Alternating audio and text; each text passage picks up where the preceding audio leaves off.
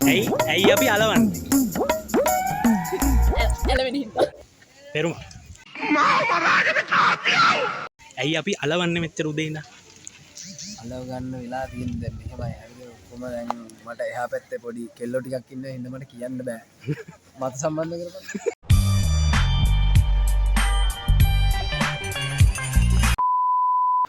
ඔබගේම ඇයි අපි අලවන්නේ ඇයි මෙච්චර කියලා මේ දැන් උදේ ඉඳන්? දේවල් අලවන්න. ඇයි ඇලවිය යුතු දේවල් මොනවද? ගලවන්න බැරි වෙන්න අලවන්න.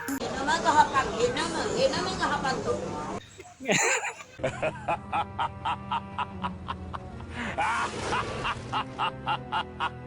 ඇයි අපි අලවන්නේ මෙච්චර උදේ ඉඳන්? තෝ හිතුවර මං ගංජා ගහනවා කියලා මචං මේ පොඩි කේස් එකක් තියෙනවා හරිද මේ වත්තේ ඇතුලේ මචං මාර හුලන් තියෙනවා වත්තේ හුලන් වැඩි බම් මේ හරි හරිද ඒ හින්දා මේ හැම එකක්ම අලවන්න වෙලා තියෙන්නේ ඔව්. කරන්න දෙන්නේ නැති හැම මුද්දට ගම් ගාලා ළමයා මේ අනම් මනම් කතා කරන්න මුදර මේ පාප්පා ගාලා අලවනවා ඒ ගලවන්න අදහසක් නැද්ද?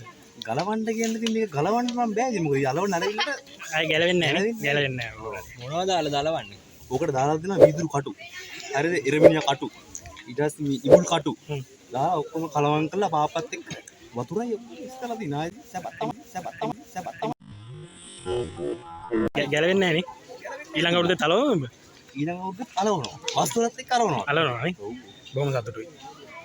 හැබැයි මේ අන්තිමට යකෝ බින්දුවක් ඔය කියන්නේ.